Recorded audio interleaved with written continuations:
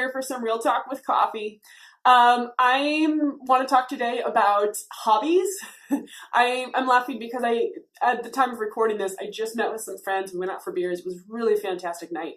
And we were talking about that question, and man, this comes up all the time and in workshops I do or when talking to other parents. That moment when, someone asks you, oh, what's your interest, or what are your hobbies, or what do you do besides whatever your job is and being a parent? And you have that moment, oh, shoot, I don't know, right? Because sometimes, and I think this is interesting because I have so many people I know and I've met who talk about, oh gosh, before I had kids, I did all these things, now I don't do them anymore. But there's also this other piece too that I think some of us don't think about, and that's that there were things that we did before we were parents, then we became parents, and that consumed our lives, at least at the beginning, certain ways, and still consume our lives in many ways. But sometimes if we just try and go back to the hobbies we had before or the interests we had before, we find that they don't suit us anymore. They're not as fun as we remember, or they just don't fit in the life that we've created for ourselves as parents, as professionals.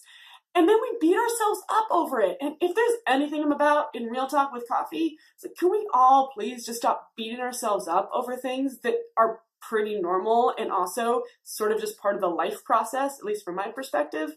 So here's the thing.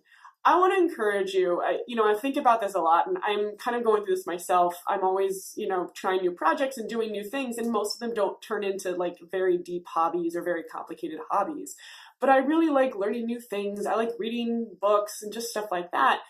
And I'm in a place now where I look back at all the stuff I used to do before I had kids and sports and I used to play and other stuff. And I realize that even if I had that time back, I don't think that's how I would spend it now. And that's okay.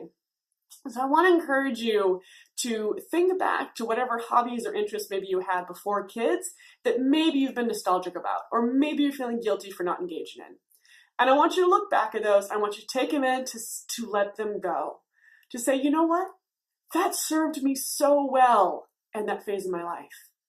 And now I need to say either a brief goodbye or a pause to it and just accept that.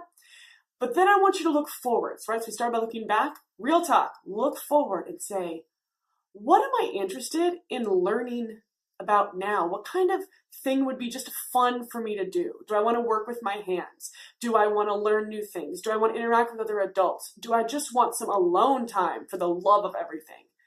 And think about what kind of interest, hobby, activity could you do now that's separate from whatever you did in the past, but really is about something that you would enjoy now and then fits in the life you've created for yourself now.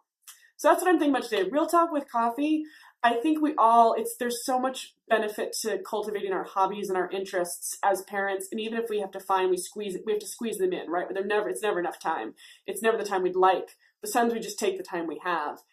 And when you're looking for what kind of hobbies and interests you do want to cultivate as a parent, you don't have to just look at the past. You can look towards the future. So I encourage you to keep an eye out for things that you think would be interesting to do or learn or classes to take.